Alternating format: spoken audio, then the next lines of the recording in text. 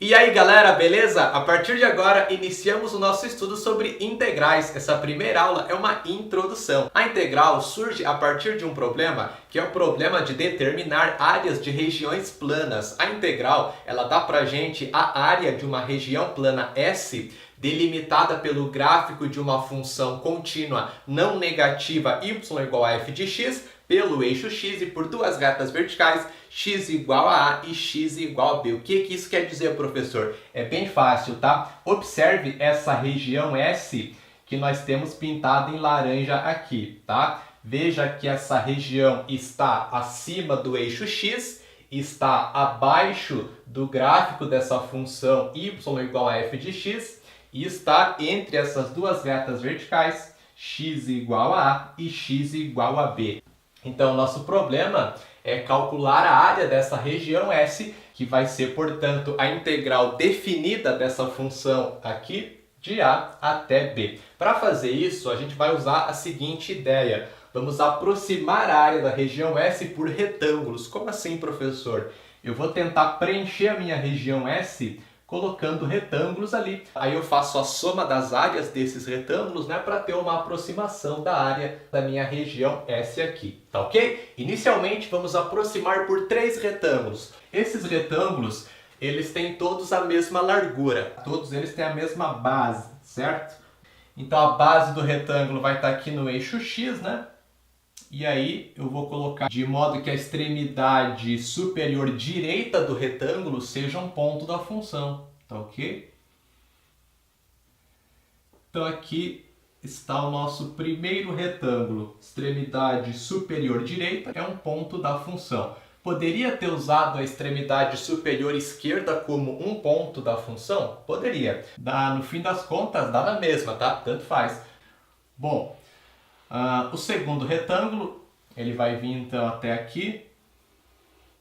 Aqui eu vou fechá-lo, beleza? E o terceiro retângulo vem até aqui em cima. E aqui eu vou fechar. Muito bem. Aqui no valor A é o nosso x0, depois vem o x1, o x2 e na sequência é o x3. x0 é o A, certo? E x3 é o B. Esses três intervalos, eles têm todos a mesma medida, porque os retângulos têm a mesma largura, tá? Como que eu chamo esse intervalo aqui de x0 até x1, de x1 até x2, de x2 até x3? É o meu delta x, beleza? É a variação de x. Como que eu encontro esse delta x? Bem fácil. É só eu pegar o comprimento todo de A até B e dividir por quanto? Pelo número de retângulos que eu estou colocando aqui dentro. Né? Nesse caso por 3, porque eu coloquei 3 retângulos ali. Então o nosso Δx vai ser quem? B menos A, nesse caso, sobre 3. Por que B menos A? É a distância de A até B, ok? Esse é o Δx. Maravilha! Agora, como é que eu vou encontrar a altura de cada um desses retângulos? Bom, note que a altura do primeiro retângulo aqui é o valor da função quando eu coloco para o x dessa função o x1, certo? É exatamente essa distância aqui.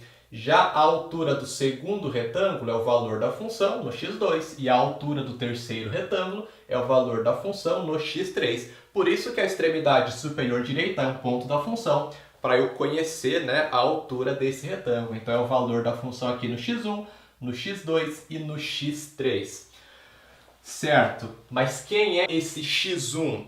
Bom, o x1 ele vai ser o A mais o ΔX, concorda comigo? Se eu parto do A, que é o x0, quanto eu preciso andar para chegar no x1? Eu preciso andar ΔX, né? Preciso andar exatamente essa distância aqui, que é ΔX. Então, o x1 é A mais ΔX.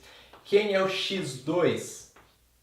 x2 é A mais 2ΔX, porque se eu parto do A, eu tenho que andar duas vezes esse ΔX, ó, ΔX aqui e mais ΔX aqui. Então é o A mais 2ΔX e assim por diante. Se eu quero o xn, vai ser A mais n vezes o ΔX. Só isso, certo? Beleza. Temos aqui o ΔX, temos aqui o XN. Agora a gente pode pensar numa maneira de calcular a área, então, de cada um desses retângulos, né? E aí a soma das áreas desses retângulos vai dar a área aproximada da nossa região S. É lógico que tem aqui um pedação da minha região S que não está contando, né? Que não tem nenhum... é uma região que está fora de todos os retângulos. Aqui eu tenho uma região do retângulo que não está na minha região S, mas vai me dar uma aproximação, tá? Essa é a ideia por enquanto. Bom, então vamos chamar de SN, tá? SN, a soma das áreas dos N retângulos. Nesse caso, como são 3 retângulos, vamos chamar isso de S3, né? Então, S3 vai ser igual a quem? Como é que eu vou fazer a área do primeiro retângulo? A área de retângulo é base vezes altura, né? A base de todos eles é igual, que é ΔX. Então, no primeiro retângulo é ΔX vezes f de x1, que é a altura desse primeiro retângulo. F de x1 vezes ΔX. Mais a área do segundo retângulo. Então, é o f de x2 vezes ΔX. Mais a área do terceiro retângulo, que é o f de x3 vezes ΔX. Certo? Então, aproximamos aqui por 3 retângulos. Mas qual é a ideia? A ideia é que eu posso dividir essa minha região aqui em intervalos cada vez menores. Eu posso colocar cada vez mais retângulos aqui dentro, de modo que a soma das áreas desses retângulos fica cada vez mais próxima da área da nossa região S, né? Então, basta a gente aproximar aqui por N retângulos e fazer esse N tender a infinito, né? Se eu considerar infinitos retângulos aqui dentro, a soma das áreas desses infinitos retângulos vai ser exatamente a área da região S, beleza? Então, é essa mesma ideia, só que pensando agora em N retângulos, aproximar por N retângulos. Qual vai ser o ΔX? Bom, o ΔX vai ser B menos A, só que agora dividido para N, certo? Porque são N retângulos que eu vou colocar ali. A largura de cada um vai ser B menos A sobre N. O x1, x2, x3 vai ser exatamente a mesma coisa, né? O x1 vai ser A mais ΔX, o x2 vai ser A mais 2 ΔX e assim por diante. O xn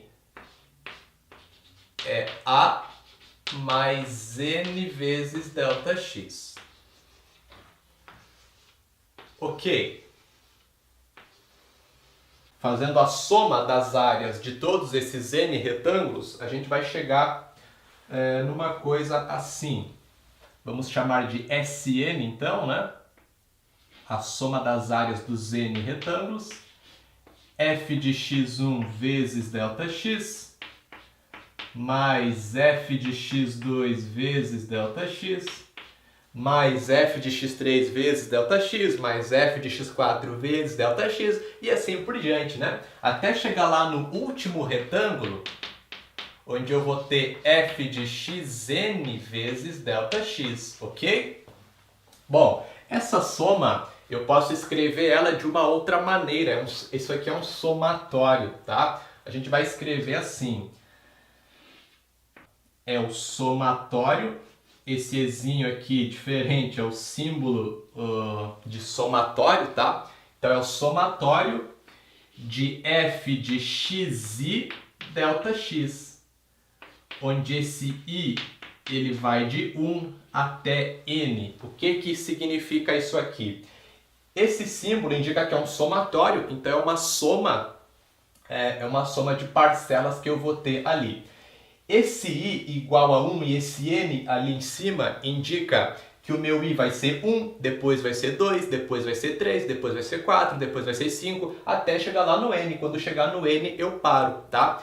Então, se o i for 1, fica f de x1 ΔX. Aí eu vou para o i sendo 2, fica f de x2 vezes ΔX. Depois eu vou para o i sendo 3, aí fica f de x3 vezes ΔX. soma tudo isso, então é o somatório, tá? É só uma maneira compacta de escrever, então, essa soma ali. Agora, basta eu fazer esse n tender a infinito, né? Considerar infinitos retângulos aqui dentro, que eu vou ter exatamente a área da minha região S, e aí a gente chega na integral definida de uma função f de x de a até b, tá? Muito bem. Para fazer alguma coisa tender a infinito, o que eu preciso fazer? Eu tenho que calcular um limite, né? Então, a gente vai fazer assim. A integral, esse Szinho esticado, essa cobrinha, é o símbolo de integral, tá? Então, a integral de a até b da função f de x dx. Já vou explicar o que isso aqui quer dizer, tá? Então, essa integral é o limite desse somatório aqui. Somatório de f de xi delta x, onde i vai de 1 até n. E o n tende a infinito nesse limite. Chegamos na definição de integral definida. Certo? Esse símbolozinho ali, então, é o símbolo da integral. A e b são os limites de integração, tá? O a é o limite inferior, o b é o limite superior, f de x é o meu integrando, certo? E o dx indica que a integração, que é o processo de calcular a integral, né? Que essa integração é realizada em relação à variável x, né? Porque a função está em função ali de x. Beleza, galera? Chegamos na definição de integral definida de uma função f de x de a até b. É esse limite aqui, que é conhecido como soma de Riemann, tá ok? Agora a gente vai resolver um exemplo, vamos calcular uma integral bem básica utilizando essa definição para a gente observar isso aqui, tá? Olha só o nosso exemplo, precisamos resolver a integral de 0 até 2 da função 2x integrando em relação à variável x, utilizando a definição. Veremos mais para frente que existe um jeito muito mais fácil para resolver essas integrais, tá? Mas por enquanto vamos brincar com a definição, tá? Já coloquei a definição aqui pra gente, como acabamos de ver anteriormente, né? Então, para resolver uma integral usando a definição, a gente precisa resolver esse limite aqui. Primeira coisa é você encontrar quem é o teu f de xi, tá? Bom, antes, porém, se eu estou integrando 2x, quem é a minha f de x aqui? A minha função é 2x, né? f de x igual a 2x. Ok. Se eu quero encontrar o f de xi, eu vou trocar o x da minha função por xi, certo? Portanto, o f de xi é 2 vezes xi. Ok. Quem é esse xi agora? Bom, a gente viu anteriormente o xn, né? Onde o xn era o a mais n vezes o ΔX. A única coisa que vai mudar aqui é que ao invés do n, a gente vai ter que usar o i. Então, o nosso xi vai ser a mais i vezes ΔX, certo? f de xi fica 2 vezes a mais i ΔX. Beleza. Quem é ΔX? ΔX a gente encontra fazendo b menos a sobre n, ok? Aqui o nosso b é 2, o nosso a é 0, b menos a fica 2 menos 0, que é 2, dividido para n. Esse é o ΔX. Troca o ΔX aqui no f de xi e troca o a também, o a é 0, né? Encontramos aqui que f de xi vai ser igual a 2 vezes a, fica 2 vezes 0, que dá 0, né? Mais 2 vezes i, ΔX. Fica 2 vezes i vezes 2 sobre n, que é o ΔX. Tá? Pode multiplicar o 2 aqui, mas é legal deixar assim mesmo para a gente observar o que vai acontecer ali no somatório, tá? Ok. Conhecemos o nosso ΔX, conhecemos o f de xi, a gente pode agora partir para esse limite, desenvolver as primeiras parcelas dessa soma para ver o que acontece. Vamos lá, é o limite desse somatório, né? Onde n tende a infinito. Vamos começar com o i sendo 1. Se o i é 1, fica f de x1 vezes ΔX. Como que eu encontro f de x1? Eu venho aqui no f de xi e troco esse i por 1, certo? Fica 2 vezes 1, 2, que multiplica 2 sobre n, que multiplica 2 sobre n. Então é 2 vezes 2 sobre n ao quadrado, certo? Toma cuidado aqui, porque tenho 2 sobre n do f de xi e tenho 2 sobre n do ΔX, né? Que eu vou ter que multiplicar por esse f de xi, tá? Então aqui quando i é 1, fica 2 vezes 2 sobre n vezes 2 sobre n de novo. 2 que multiplica 2 sobre n ao quadrado. Maravilha! Agora o i sendo 2, o nosso próximo termo da soma. Se o i for 2, eu tenho f de x2 vezes ΔX. f de x2, eu vou trocar o i aqui por 2, certo? 2 vezes 2 dá 4, fica 4 vezes 2 sobre n ao quadrado.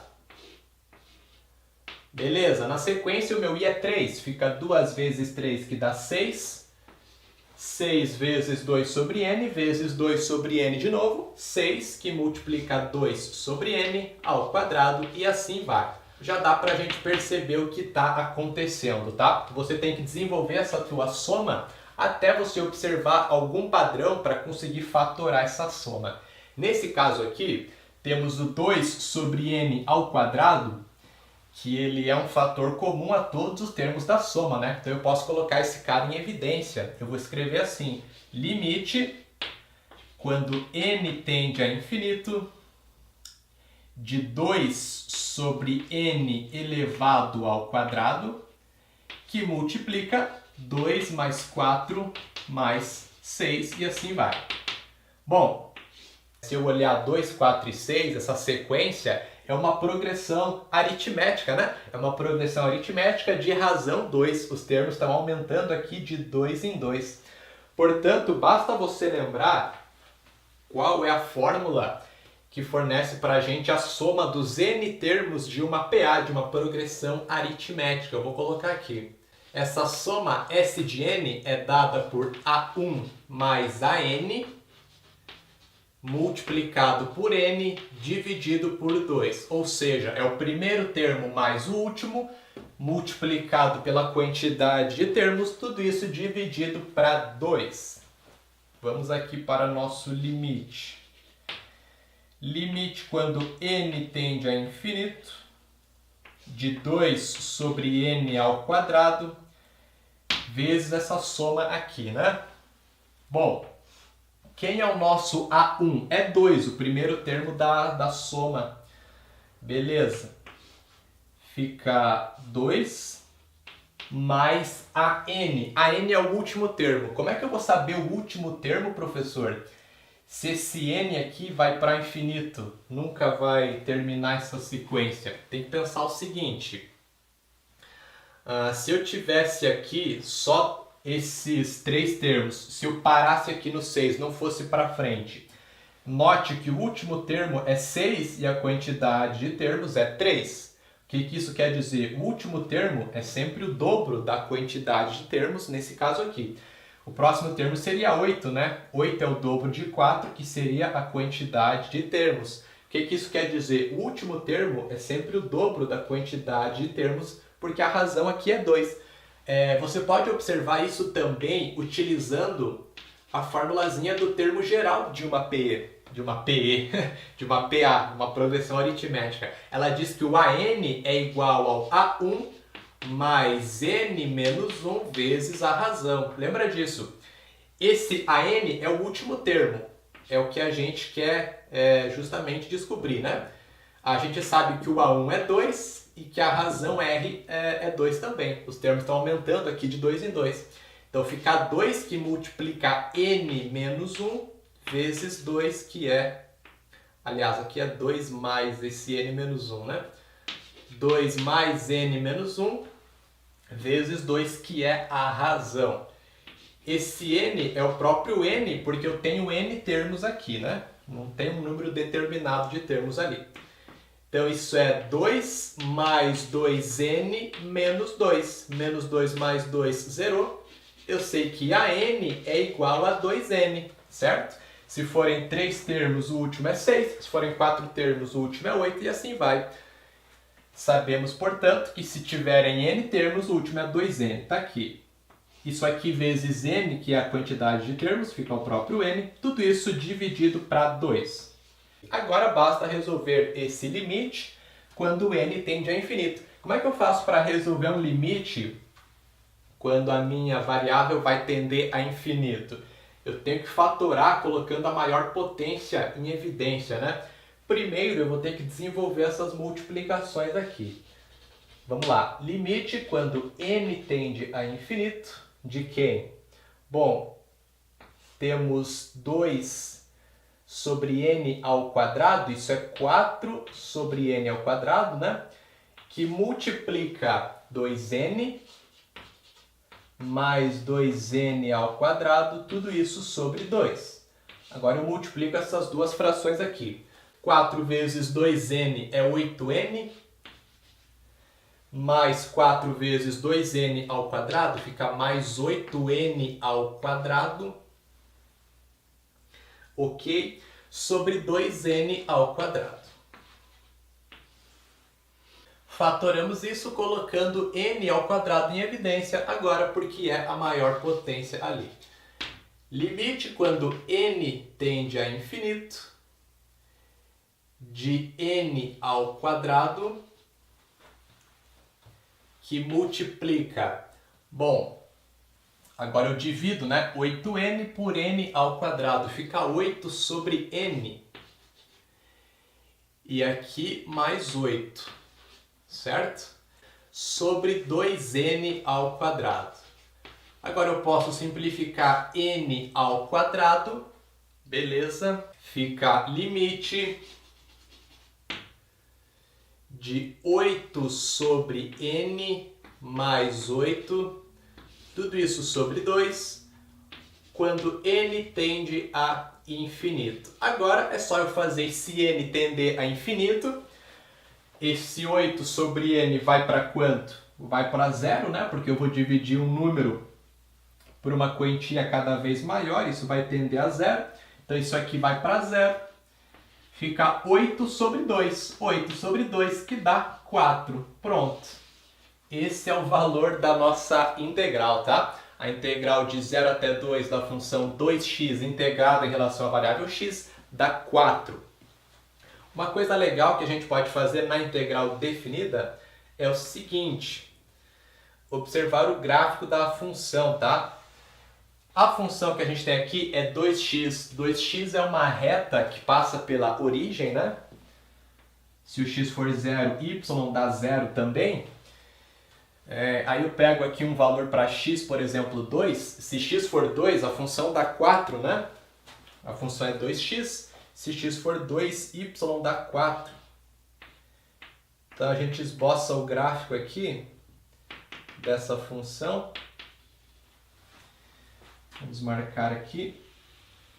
E a questão pediu para a gente a integral dessa função de 0 até 2. Se eu pegar de 0 até 2, o que é essa integral? É exatamente essa área aqui, né? Essa área que está acima do eixo x, está abaixo dessa função. E no caso, entre as retas x igual a 0, né? E x igual a 2. Então, essa região pintada de verde, que é um triângulozinho, né? Se eu fazer a área desse triângulo, quanto que vai dar? Vai dar exatamente esse 4, né? A área de triângulo, retângulo, é base vezes altura sobre 2. Essa base aqui é 2, a altura é 4. 2 vezes 4, 8, dividido para 2, 4. Então, está mostrado que, de fato, a integral definida de uma função, ela dá pra gente a área de uma região plana. Beleza? Espero que vocês tenham gostado. Até a nossa próxima aula. Grande abraço, tchau!